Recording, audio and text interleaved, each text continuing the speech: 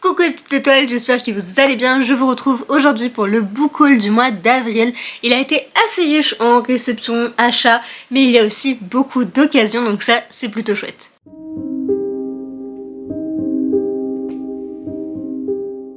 Comme d'habitude, je vais commencer par les services de presse. J'en ai reçu 2 ce mois-ci de la part de Hachette Roman. Et le premier, je vous en ai déjà parlé, c'est Cœur en sourdine, écrit par Kerry-Lynne Winson. Et c'est donc un roman graphique. Voilà, je vous en ai un petit peu parlé dans mon vlog, enfin mon reading vlog si je puis dire, où je vous présente Babel, etc. et notamment de celui-ci. Et je peux donc d'ores et déjà vous dire que je l'ai déjà lu. On va donc suivre une jeune fille qui s'appelle June, qui dessine depuis toujours et qui est passionnée par l'anatomie. Dans ce monde-là, nous pouvons nous faire retirer notre cœur, donc c'est-à-dire l'organe du cœur, on peut se le faire retirer pour ne plus ressentir aucune émotion, c'est-à-dire on ressent plus de peur, plus d'angoisse, plus de tristesse, plus de joie non plus. Et c'est bien ça le problème, puisque en nous retirant cet organe, ça va nous retirer vraiment donc toutes nos émotions positives ou néfastes. Et donc June ne veut absolument pas que ça lui arrive, va aller contre tout ça, mais le monde autour d'elle, les 3/4 des gens l'ont fait, comme ses parents, sa sœur, etc. Et donc ils ne vivent plus du tout de la même façon, ils ont plus d'émotions finalement. Et un jour, elle va trouver un cœur dans une ruelle, elle va le conserver, elle va faire son petit bout de chemin jusqu'à rencontrer un garçon qui, même s'il s'est fait retirer son cœur, commence peut-être petit à petit à ressentir quelque chose. Je vous en dis pas plus parce que j'ai vraiment peur d'aller trop loin, ça se lit extrêmement vite bien qu'il soit assez gros, mais comme vous pouvez le constater, il y a beaucoup de... En fait c'est des graphismes quoi, il n'y a pas énormément de texte, mais il y en a suffisamment pour bien comprendre et il est beau, vraiment il est très très beau. J'essaie de vous montrer des planches qui vous spoilent pas trop. Comme vous pouvez le constater, tout est en noir et blanc sauf June, et vous pouvez très vite faire le lien de pourquoi du comment. Donc voici à quoi il ressemble. Franchement je vous le recommande vivement puisque ça a été une super lecture très dystopique et je vous en ai déjà parlé donc dans le vlog et je vous en reparlerai un peu plus tard donc je vous en dis pas plus, mais vraiment foncez les yeux fermés. Et le deuxième que j'ai reçu est pas des moindres puisqu'il s'agit de celui-ci, donc Léon Rancheton, le deuxième tome écrit par Nell Pfeffer, édité encore une fois chez Hachette dans la version reliée collector. Vraiment il nous gâte. Donc oula, je vais un peu vite en besogne. Je voulais vous montrer donc la quatrième, le dos et donc le jaspage sur la tranche. Il est magnifique, oh, et il a un petit signet comme vous pouvez le constater et ça c'est plutôt chouette quand on lit. Ah oui, donc sur le carton il y avait ça, j'ai gardé le collant. Voilà, bref, on s'en fiche. À l'intérieur il se présente comme ceci. Ensuite on peut retirer la sublime jaquette pour voir apparaître cette beauté. Vraiment il est magnifique. Je suis fan du travail qu'ils ont fait sur celui-ci. Enfin, c'est exceptionnel. Vraiment, waouh. J'ai pas les mots. Et je voudrais vous montrer la dernière page aussi. Voilà, c'est une des dernières, il y a une encyclopédie. Mais il me semble qu'elle est présente que dans la version collector. Donc voilà, je vous préviens, si jamais vous comptez vous acheter le brochet ou le relié, sachez que là, ce que je viens de vous montrer, c'est présent que sur les collectors. Et donc l'intérieur est comme ceci.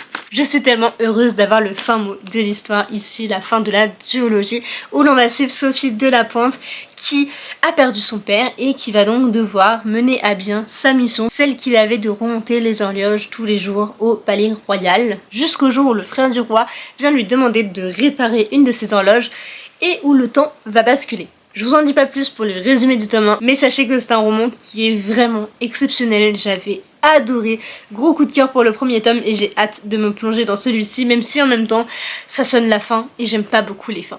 Un énorme merci à Hachette Roman pour ces 2 envois, vraiment je suis trop contente et je peux déjà vous recommander celui-ci et le tome 1 de celui-ci.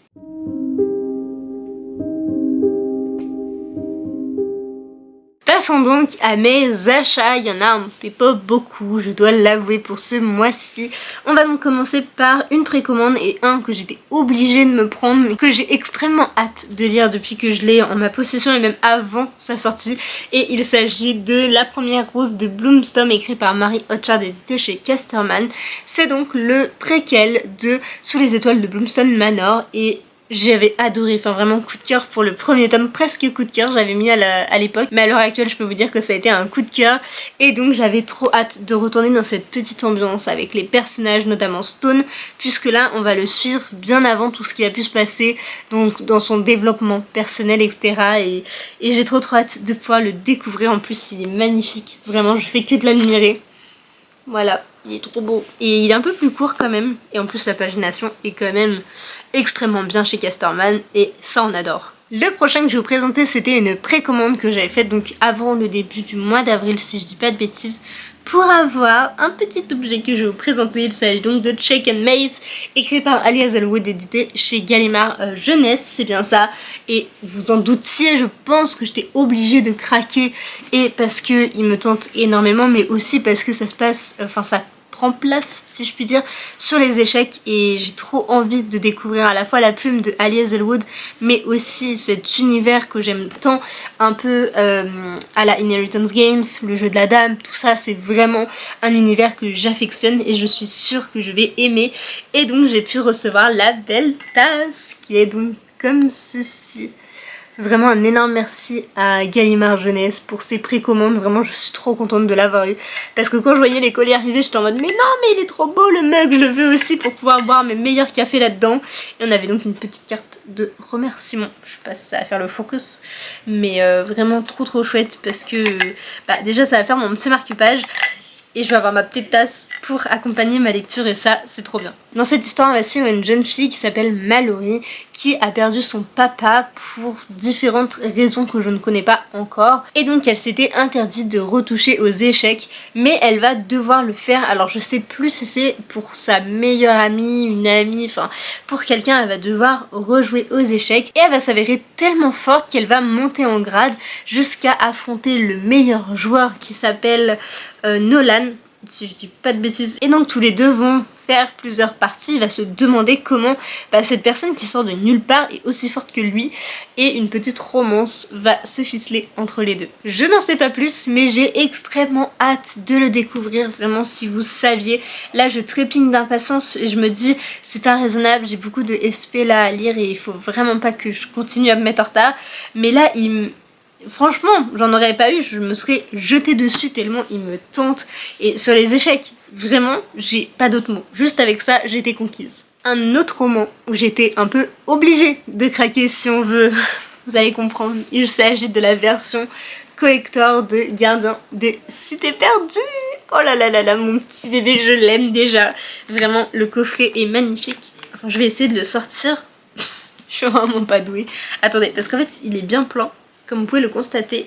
Et donc dedans il y a un coffret avec tous les goodies de la saga. Je vais pas y arriver. J'arrive. Donc le coffret vide à l'intérieur, c'est comme ceci. Et on a donc, je commence par quoi? Les goodies qui sont là, hop. Donc là il y a le titre. Là il y a la petite bête dont je ne sais plus le nom, mais ça va plus, il va falloir que je les relise. Et vraiment la pochette est extrêmement pleine. Franchement pour un coffret collector à 28 €, Lumen a mis les bouchées doubles. Il y a un travail de zinzin qui a été fait dessus. Alors déjà sur tout le livre, sur aussi donc le coffret en lui-même et surtout les goodies, puisque regardez en fait tout ce qu'il y a. Enfin c'est pas rien quand même. Et pour seulement, oui, seulement 28 € si on veut, mais je trouve ça ouf. Donc déjà on a plusieurs cartes comme ça, et je crois que je vous l'ai peut-être déjà dit, je ne sais plus. Je suis tellement fan en fait de l'univers qu'à une période j'avais imprimé donc par exemple ces deux images pour les coller sur mon hôtel de Gardien des Cités Perdues. Et voici la dernière, je l'adore vraiment, je suis absolument fan de ces illustrations et j'ai hâte de changer d'appart juste pour refaire cet hôtel que j'avais pu faire, parce que là, enfin il n'y a plus rien en fait, il ressemble plus à rien. En plus de ça on a un set de cartes avec par exemple la Kif Sensen, donc Lord Bellecoiffe. Nous avons aussi donc Lady Biana qui est donc Amberly Vacker. J'aime trop, vraiment c'est... Là on a Fitz, Sophie, je vous l'ai dit rapidement. Là c'est Stina, vraiment je ferais bien de regarder devant aussi, ce serait bien. Dexter, hop. Là on a Tam, pour l'instant je ne connais pas trop donc je peux pas vous dire. Maruka, voilà, qui est comme ceci. Et c'est quoi ça? Ah oui, Lynn, oulala, Amy, ça dérape. Et enfin nous avons Wiley, voilà, elles sont trop belles les cartes. Et donc au dos elles sont comme ceci. Donc on a par exemple là pouvoir connu, résidence, parents proches, adopté par ou enfant de, parents proches. Bref, là je suis en train de vous spoiler. Donc on va s'arrêter. Puis on a deux petits bracelets, je pense qu'on peut dire ça comme ça, avec les emblèmes des familles. Pour l'instant je les ai laissés sous blister si on veut, parce que je veux pas les abîmer. Je sais pas encore comment faire, mais je vous dis je veux refaire mon hôtel à Lumen. Oui aussi, à Garden par 2. Donc ça c'est le premier, je crois que vous voyez rien, je suis désolée. Et ça c'est le deuxième. Voilà, bon bah écoutez, je trouve que c'est un petit peu flou, vous m'en excuserez. Et enfin il y a la fameuse broche. Je vais quand même la sortir parce que je trouve ça beaucoup plus joli sorti. C'est un peu plus simple à ranger aussi que les bracelets. Donc de l'ordre du cygne. Hop, comme ceci. Il est magnifique. Je sais pas si vous allez bien voir. Bon bah écoutez. Et dessus c'est donc écrit: je ferai tout ce qui est en mon pouvoir pour aider ce monde. Elle est trop belle. En plus il y a donc deux pins à l'arrière. Je sais pas si vous voyez. Là il y en a deux, comme ça tiendra beaucoup mieux. Donc tout ce que je viens de vous présenter c'est ce qu'il y avait dans la petite pochette qui est juste ici. Et franchement enfin il y a tellement de choses je trouve, parce que ne serait-ce que ça coûte vraiment la blinde. Et Lumen fait un travail de fou. Et donc le fameux roman avec ce beau jaspage, oh là là, avec des poissons, c'est trop beau. Il est vraiment magnifique. Et en plus il est travaillé sur chaque côté de la tranche. Il n'y en a pas un, deux pareil. Enfin, c'est un truc de fou. Et donc, si on ouvre le roman... Donc, attendez, je vais vous montrer un truc de fou. Là, la jaquette, hop. Bon, là, je vous montre en même temps un petit peu le livre. Mais la jaquette fait une seule et même illustration. C'est trop beau. Vraiment, je suis fan. J'ai pas les mots. Écoutez, ça fait au moins 2 fois que j'unbox ce coffret et j'en reviens toujours pas tant je l'aime et tant je le trouve extrêmement bien travaillé. Donc ça, c'est le roman en dessous. Donc ça, c'est le dos et la 4e avec toujours le petit, c'est trop mignon. Et c'est donc une édition illustrée et annotée. Donc ça, c'est l'intérieur, la page un petit peu de garde. Et à la fin, c'est la même illustration. Donc là il y a une sorte de petite dédicace. J'aimerais trop qu'elle revienne lui faire dédicacer cette édition, ça serait fou. Et je vais essayer de vous trouver une annotation. Donc là voilà, par exemple il y a des petites annotations sur le côté. Et ça va être tellement chouette de le relire avec tout ça. Et waouh, elle est grande celle-là. Elle avait beaucoup de choses à dire. Je trouve ça trop cool. J'ai vu qu'il y avait aussi pas mal d'illustrations à l'intérieur. Si je peux vous en retrouver une. Ça pourrait être chouette là, voilà. Ouais, il y en a vraiment beaucoup des annotations. Hop. C'est trop drôle parce que je sais exactement ce qui est en train de se passer dans cette scène. C'est... J'adore. Vraiment mon livre préféré. Je le remets en exposition ici, comme ça vous pouvez continuer de l'apercevoir durant tout le visionnage. Continuons directement à l'occasion et j'ai acheté, donc vous les voyez déjà, les 7 premiers tomes de Spy Family pour une vingtaine d'euros je crois globalement. Ils sont donc tous ici, je les adore mes petits Spy Family. Bon, je les ai pas encore lus parce que je vous l'ai aussi dit dans mon reading vlog, je vous ai dit beaucoup de choses. Et notamment que je vais attendre de tous les avoir pour les commencer parce qu'il n'y a que 12 tomes. Et je vais pas vous le cacher que ça se lit très vite. Et je me demandais d'ailleurs si ça vous intéresserait que je vous fasse une petite vidéo sur cette saga comme j'ai fait pour l'Atelier des Sorciers. Parce que ça me tient à cœur, c'est une saga que j'aime vraiment beaucoup.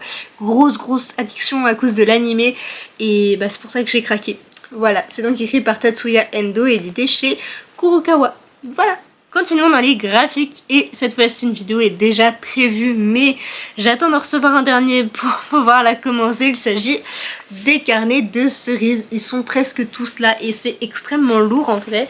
Donc on va commencer par le tome 1 qui est juste ici. J'adore, je les avais lus, j'étais en CM2 je crois quand j'allais encore à la bibliothèque et donc je les avais pas chez moi et je voulais absolument les relire, les avoir à moi et me dire que c'est cette saga que j'aime tant, et bien je peux les lire quand je veux. Et donc là le premier tome c'est le zoo pétrifié. Ensuite on a donc le tome 2 qui est le livre d'Hector. Voilà, ils sont trop beaux, j'aime beaucoup en bleu comme ça, c'est très joli. Le tome 3 justement c'est celui qui me manque puisque là je l'ai commandé chez quelqu'un d'autre parce que la dame qui avait le lot des 5+1 elle a vendu le tome 3. me posez pas la question du pourquoi du comment, je n'ai pas la réponse. Et donc ça c'est le tome 4 qui est donc la déesse sans visage. Et bah si j'avais tout lu je crois, sauf le one shot, le hors série on va dire. Et le tome 5 c'est celui-ci qui est donc des premières neiges au Perséide. Voilà, il est magnifique, j'ai trop hâte de les lire, j'ai hâte de recevoir le tome 3 pour les attaquer. Et enfin le hors série qui est donc celui-ci, c'est les carnets de Cerise et Valentin. Voilà. Et pour vous montrer un petit peu les illustrations, donc ça c'est la première page.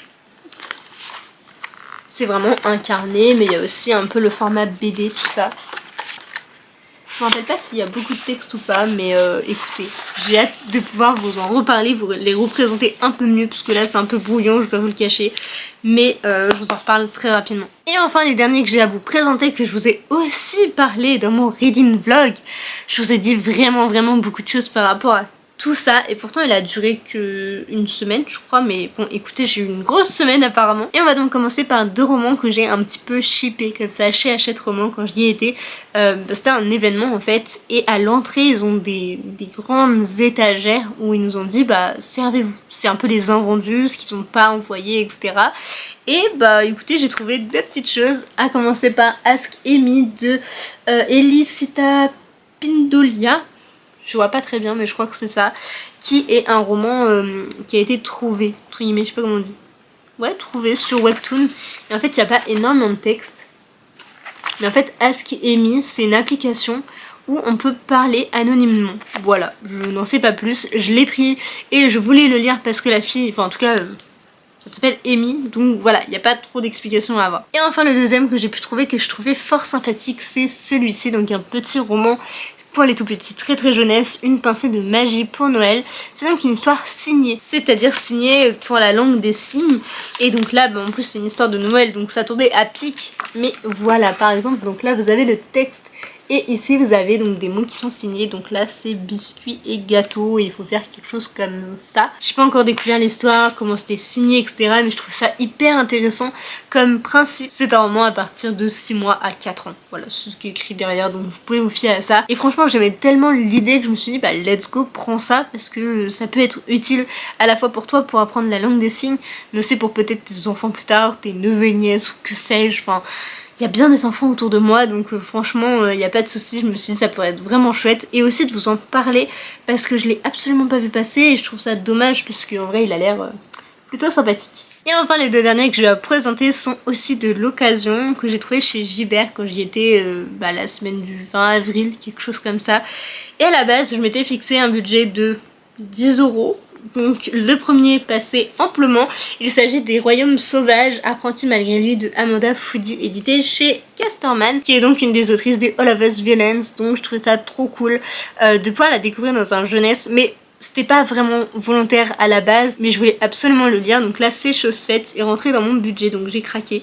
C'est écrit très gros, voilà. J'aime beaucoup la typo. De toute façon, je vous l'ai déjà dit, de Casterman, c'est un truc de zinzin, j'aime trop. Mais par contre, je ne sais plus de quoi ça parle et je ne compte pas relire le résumé, donc je vous laisserai checker dans la description. Et donc je me suis dit, je fais un dernier petit tour au cas où faut que je fasse un échange d'une autre affaire qui pourrait plus m'arranger, etc.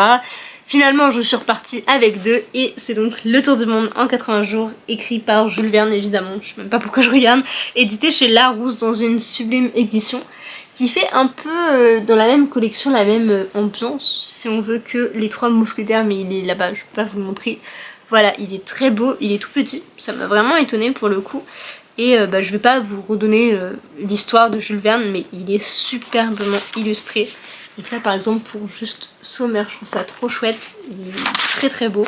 Donc on a tout ça, donc là c'est quoi? C'est le chapitre 1, avec une image de Jules Verne, j'aime beaucoup. Et voilà, il y a quelques illustrations comme ceci. Je ne vous en dis pas plus, mais sachez que Jules Verne est vraiment mon auteur favori en littérature classique. Bon, j'aurais bien dit Antoine de Saint-Exupéry, mais il a écrit que Le Petit Prince, donc c'était pas vraiment justifiable. Que pour le coup, Jules Verne, j'en ai lu plusieurs il y a très longtemps, et je sais que j'adore énormément. Ça se dit pas, mais vous m'avez compris. Voici du coup pour cette énorme book haul. Je suis trop contente d'avoir pu me procurer tout ça. J'ai énormément de chance et j'espère que ça aura pu vous divertir un petit peu. Je le fais pas du tout pour vous montrer des inégalités ou quoi, mais juste pour vous présenter mes récentes acquisitions et vous divertir, on va dire. J'espère que ça vous aura plu et puis sur ce, je vous dis à très vite dans une prochaine vidéo. Bye!